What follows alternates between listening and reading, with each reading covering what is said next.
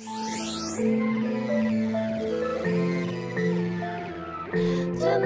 we're gonna have a funky time.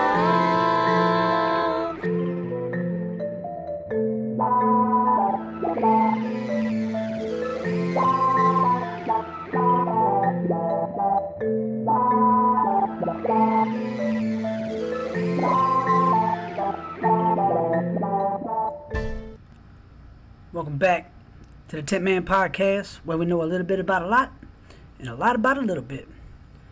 We're going to continue our research on the partners of the World Economic Forum.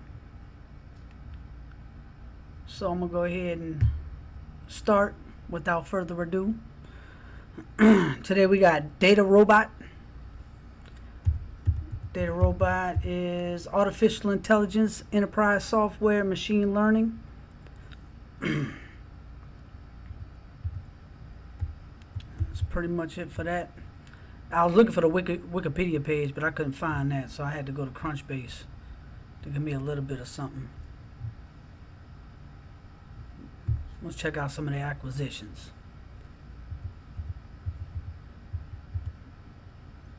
I don't know none of them. But you got Algorithmia,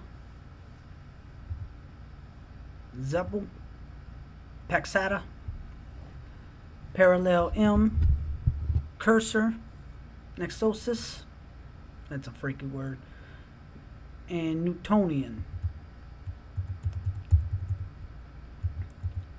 We got some notables on people. Let's see. Let's see who are the number of board members. Oh, they do show it. I didn't think they was gonna show it. And so I don't know a lot of these names. But if you see some names and you know, give me some information about them in the comments. Alright, so next up we're gonna go with Degreed.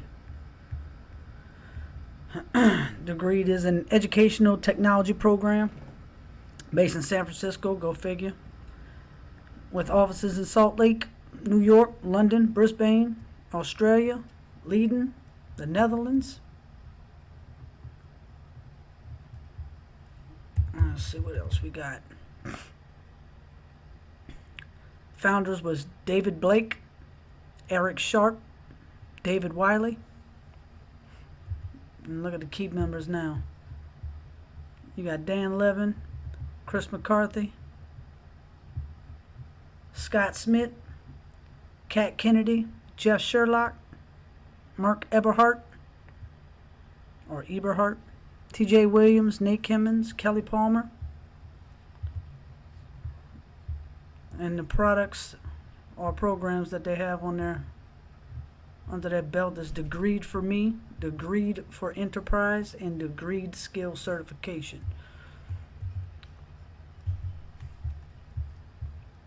Workforce upskilling. Yeah, I bet. Alright, next up we got Dell Technologies. Obviously, y'all already know what Dell is.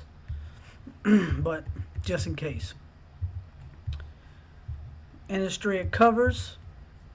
It's a American multinational technology company headquartered in Round Rock, Texas.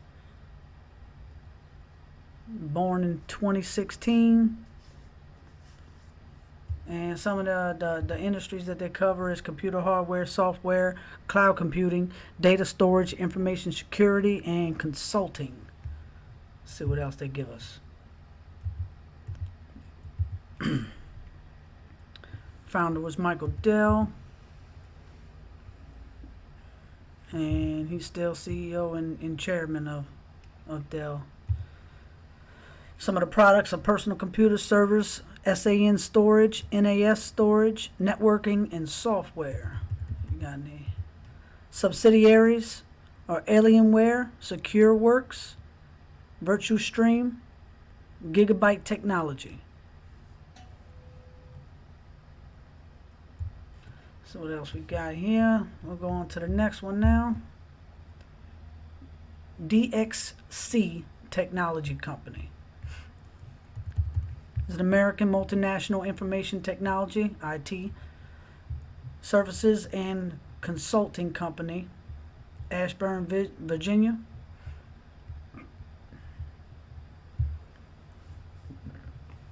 Publicly traded. Industries is tech consulting and outsourcing. That's why you can't get no good customer service. No, I'm just playing. And we got its predecessors was Computer Sciences Corporation, Hewlett Packard Enterprise, Electronic Data Systems. And key people is Mike Salvino.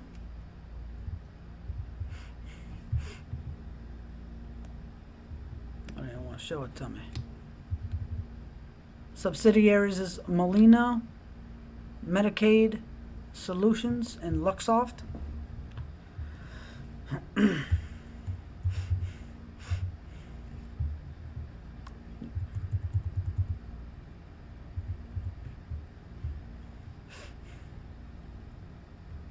Now you're going to see more about Hewlett Packard later. There's a bunch of different things with that. Alright, next up, we got Ecolab. Ecolab, an American global provider of water, hygiene, and energy technologies. If you own a restaurant, you know what Ecolab is for sure. Headquartered in St. Paul, Minnesota, it develops and offers services, technology, and systems that specialize in treatment, purification, cleaning, and hygiene of water in a wide variety of applications. It used to be Economics Laboratory. It's publicly traded. Industry is chemicals, service, water management, food safety, infection prevention. It was started over 100 years ago. Well, 100 years ago. Founder was Merritt J. Osborne. Key people is Christoph Beck. Then we got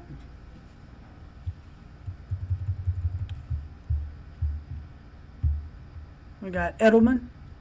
Edelman is an American public relations and marketing consultancy firm, founded in 1952 by Daniel Edelman. It is currently run by his son Richard Edelman. As of 2022, it is the largest public relations firm in the world by revenue. Over 6,000 employees. So obviously the industry is public relations. And you got headquartered in New York and Chicago.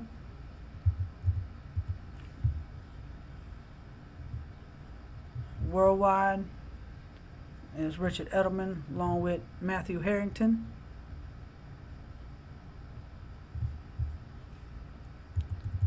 See, now you know they got PR all day. Eightfold AI. Again, I had to crunch base this one. No Wikipedia page that I could find anyway. Eightfold AI provides a complete AI platform for talent management to help companies find, recruit, and retain workers.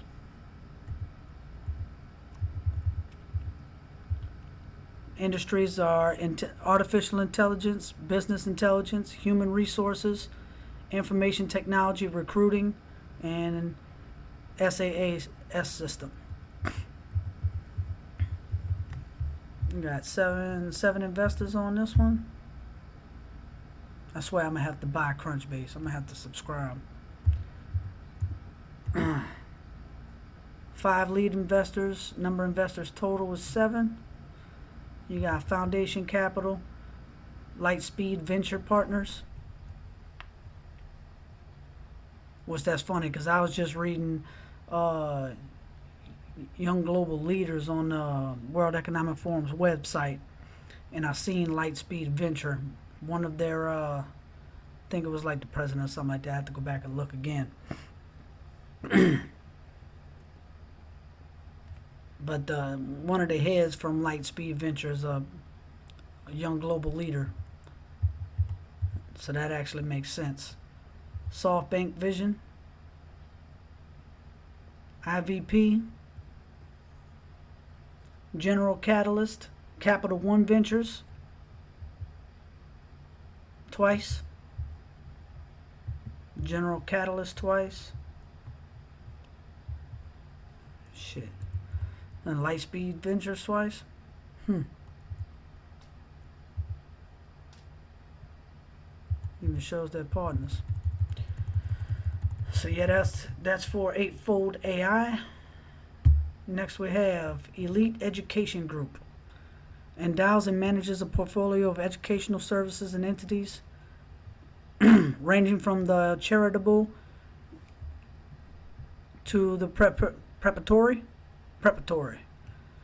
These include Elite Education Institute, Elite Prep, Test and Academic Preparatory. That's a freaky word too. Preparatory Institute, Elite Alpha Academic. Oh, Elite Alpha Academy. I couldn't get that one out neither. Blech. Elite International Consulting, High School and College Application Consulting Services, Elite School of Creative Arts and Athletics, Next Generation High School with emphasis on creativity. EEI, School of Music and EEI Records, Music Production and Recording Division. Center for Future Global Leaders, nonprofit promoting student leadership and achievement, an elite open school. WASC, accredited international middle and high school. Sounds awesome on paper, huh? I doubt it is.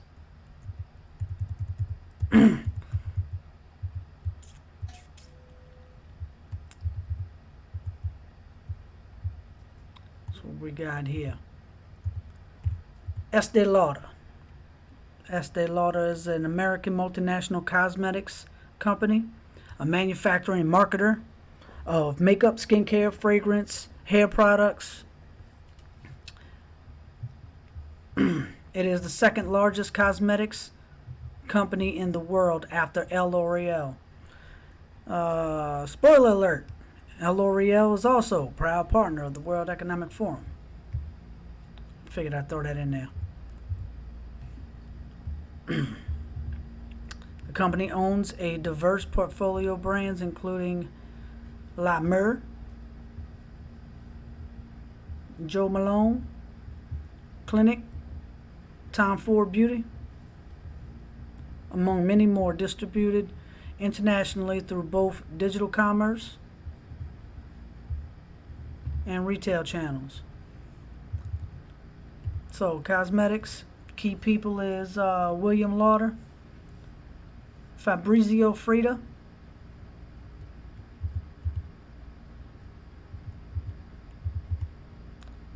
let's see, there was something I was looking at down here. I was wondering. So let's see what some of the controversies was, right? SOPA. Estee Lauder companies appeared on list of major companies supporting SOPA. Tell me what that is. Stop Online Piracy Act.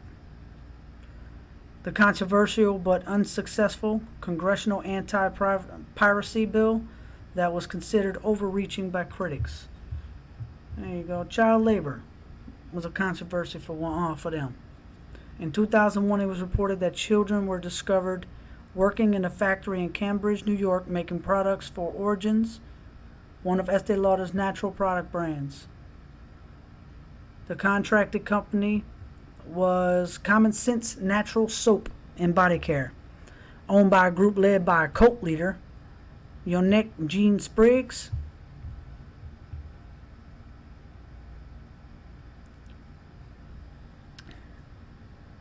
The 12 tribes, formerly known as the Vine Christian Community Church, the Northeast Kingdom Community Church, and the Messianic Communities and the Community Apostolic, Order is a new religious movement founded by Spriggs.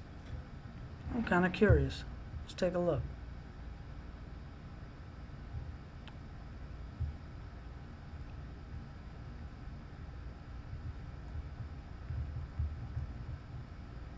Sprang out of the Jesus movement. The group calls itself an attempt to recreate the first century church described in the book of Acts. See, that's a rabbit hole all in itself.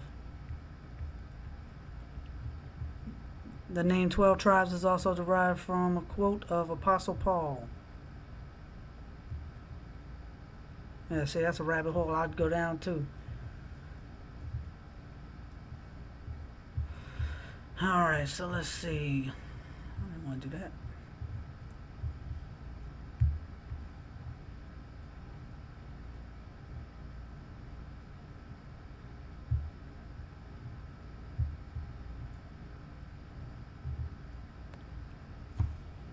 Next up we got Exec Online. Exec Online is industries, is corporate training, e-learning, ed tech, education tech, education, software, and training.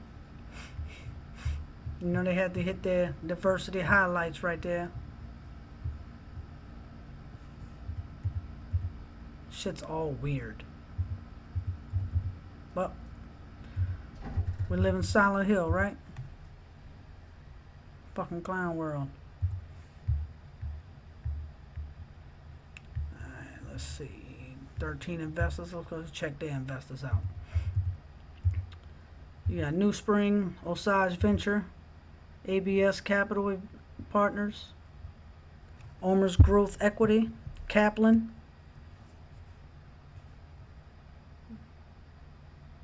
NAV VC. Let's see who we got here.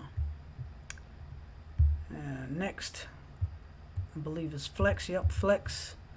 Flex Limited, previously known as Flectronics International Limited or Flectronics, is an American headquartered multinational diversified manufacturing company. Is the largest global electronics manufacturer services, EMS, original design manufacturer, ODM,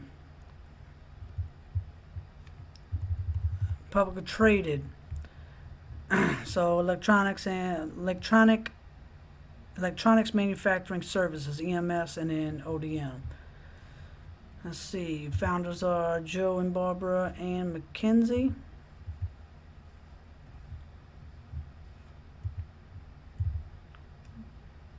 Got over about 100 locations. Key people: Ravathi, Advithi, Paul Lundstrom, and Michael Capellas.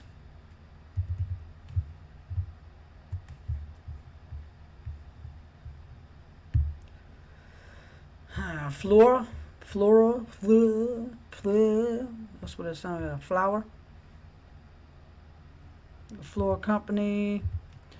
Flora Corporation is an American multinational engineering and construction firm headquartered in Irving, Texas. It is a holding company that provides services through the subsidiaries in the following areas: oil and gas industry or industrial infrastructure, government, and power.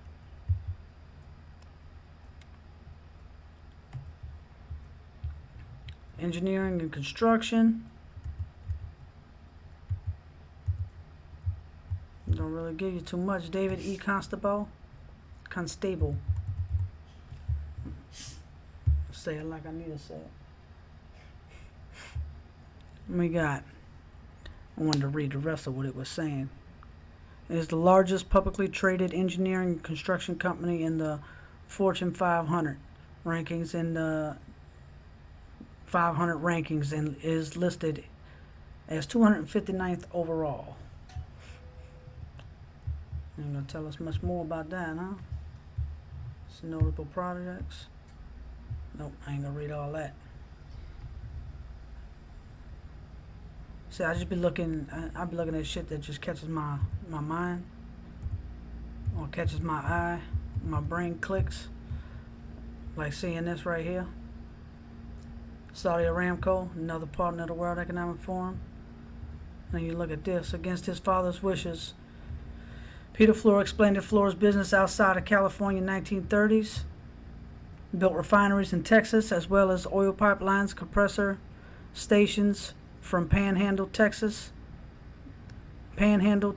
to Indianapolis, Indiana, and the Panhandle Eastern Pipeline Company. Fluor constructed the Escondida. Yeah, I'm horrible at pronouncing shit. Especially foreign stuff. In Chile, which is the second largest copper mine in the world. 1942, Fluor constructed cooling towers and other facilities in Hanford, Washington, for the Manhattan Project. Yeah. Built an expansion on the Dhahran airfield in Saudi Arabia for the United States Army in 1950s, and accepted its first international project for Aramco in the Middle East. But then I keep looking for more, and then I started seeing, I come down here, I seen Hurricane Katrina. That hits a little close to home. Seems I'm like 25 minutes away from New Orleans. They say Fluor built the Aladdin Hotel and Casino in Las Vegas. Let's see. The company was awarded a $1.1 billion project with AMEC to help rebuild the water, power, and civic infrastructure of Iraq after the Iraq War. Yeah, I bet it did.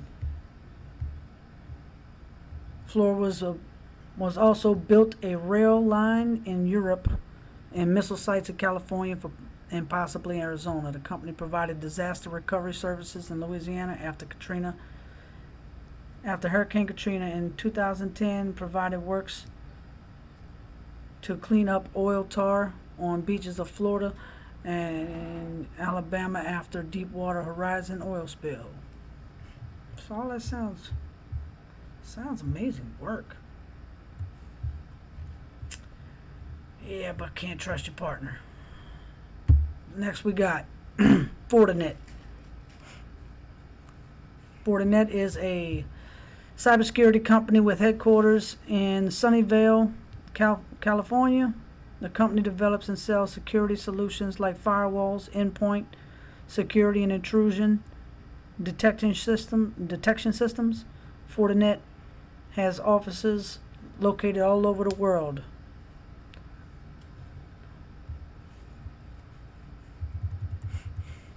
So we'll go down here. We got cloud security, cybersecurity, and network security.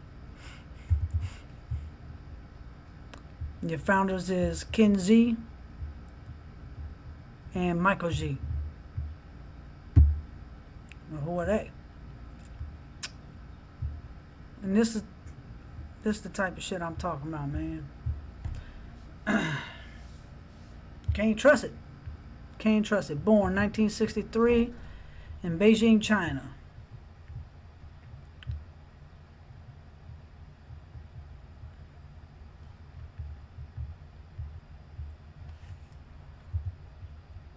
Co-founder of Fortinet and NetScreen, and CEO.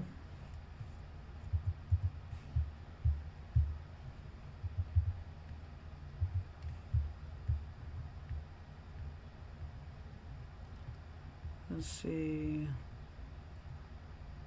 Oh well, I'm gonna get sidetracked. But yeah, hopefully somebody can look further into that, cause that shit's suspect. Especially with the new cyber attack supposed to be hitting soon. Alright, so we got Fractal Analytics. Fractal Analytics is a multinational artificial intelligence company that provides services in the consumer packaged goods insurance, healthcare, life sciences, retail and technology, and the financial sector. Headquartered in New York. Let's see what it shows us. I love when they don't show us that much. Gives me a red flag. Next up we got, well, I guess we can go a little deeper. Let's go. Retail and technology, headquartered in New York, United States, United Kingdom, and India, along with 15 other locations.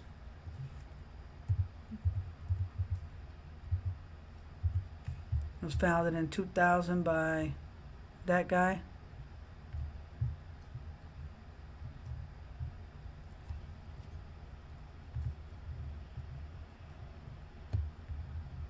Who was that guy?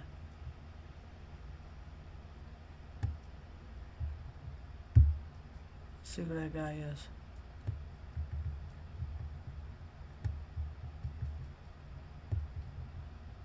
I've heard that type of name before, but I don't know if it's the same guy.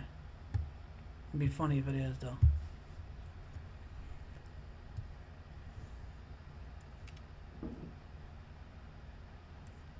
Is that the same guy?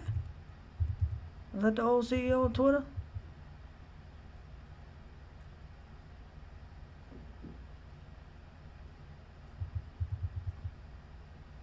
I'm pretty sure it is.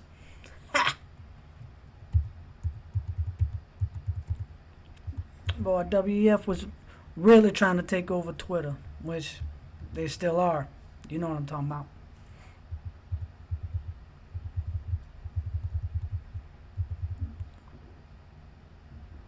Yeah, I'm pretty sure that's him. I know some of y'all probably screaming, yeah, that's him. Let's see.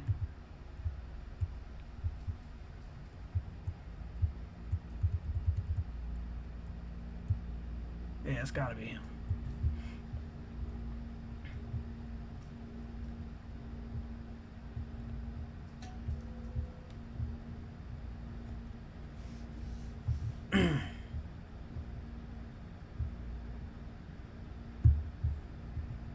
That's the no speech guy. No free speech.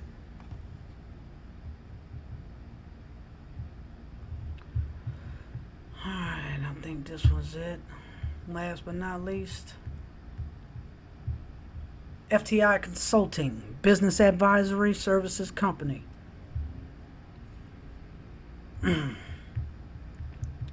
Is a business consultancy firm founded in 1982 in Washington, D.C., headquartered there.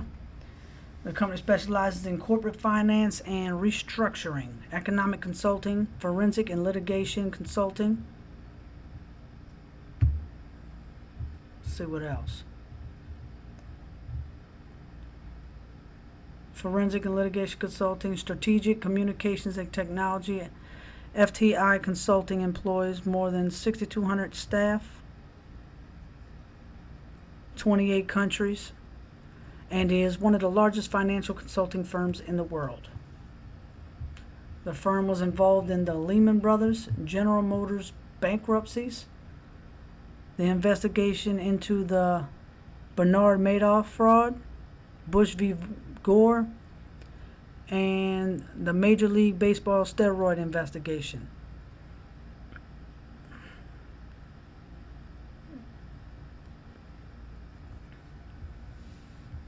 As of 2020, FTI Consulting had the largest reconstructing business in the U.S. See some of their complex lexicon. See, a lot of this stuff ain't gonna jump out at me. I'm not too familiar with all that. Alright, so that's it. But what I'm gonna do is, I really wanted to bring attention to this. And you're probably asking why, but in light of the whole Budweiser mix-up and collaboration with them, I really think they just want to destroy these companies. Trying traditionally American. But this is what it kind of looks like when you go to a human rights campaign. This is basically who's holding all these corporations hostage with the ESG and the CEI. Well, this is the CEI ratings for Harley Davidson, right? So you got workforce protections. Policy includes sexual orientation for all operations. Policy includes gender identity and expressions for all operations. Right here, you see it's 20 out of 30. Equivalence in the same and different sex, spousal, medical, and soft benefits. They don't have the equivalency in same and different sex, domestic partner, medical, and soft benefits. Or equal health coverage for transgender individuals without exclusion for medically necessary care. Third criteria was supporting an inclusive culture and corporations' social responsibility, or corporate social responsibility. And as you can see, they still got one left. They don't have the training yet, but you got 3 radical letter internal training and education best practices, employee group or diversity council, 3 distinct efforts of outreach or engagement to broader LGBTQ community. I just say trans community because LGB has already distanced themselves from the radical groomers. So the TQ, corporate social responsibility. Ain't that some crazy shit?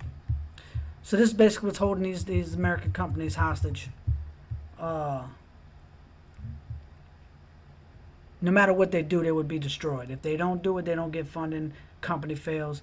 If they do it, they know we're going to reject. They know we're going to push back now. And basically what they're going to do is they're going to make us destroy our own identity in these companies. That's basically what they're doing. So if we're not building companies in replace of these, then a lot of American identity in these corporations will be lost. But they're making us do it to ourselves. They're making these companies make us do it to them. And I also wanted to highlight what I came across is this is what I wanted to look at. So this is how some of these companies fade out, right? So I'm looking at the founder. Let's go to the founder, right? Harley and Davidson was an American mechanical engineer and businessman. He was one of the 4 co-founders of the Harley-Davidson Motor Company, right? Once again, was an American businessman, right? Obviously, they were American too if they was their brothers or father. And then you come down to who the key people are. CEO and chairman. And you're going to take a look at him. First thing I notice is not an American businessman. He is a German businessman. I mean, you can read into it all you want. Look, this is how they lose their identity. They don't have American values. Bottom line. And this is how they co-opt these companies in doing this. So William Davidson and who was it? Or William Harley and Arthur Davidson, along with Walter Davidson and William A. Davidson. All American, had the values, had the principles. Once they start losing their company and it's publicly traded and they start getting bought out, they start getting the board members up, a lot of things start to change and they start to lose. The company starts to lose their American values and their principles and their morals. They start to lose the identity of the American dream. And literally this is what you're seeing. So you don't have an American anymore as the CEO or chairman. So they're not going to have the same pride as an American would for its company.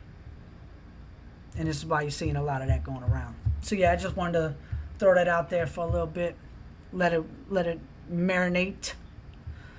But that'll be it for this video. Hopefully it wasn't too long. Hopefully it was informative. And if you liked the video, like, sub, share. But for now, peace.